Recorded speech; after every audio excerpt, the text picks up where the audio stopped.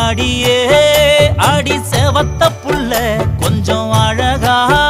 வந்து சிரிச்ச புள்ள அடியே அடி செவத்த புள்ள கொஞ்சம் அழகா வந்து சிரிச்ச புள்ள அடி காசா பணமா சொல்லு இல்ல கசப்பா புளிப்பா சொல்லு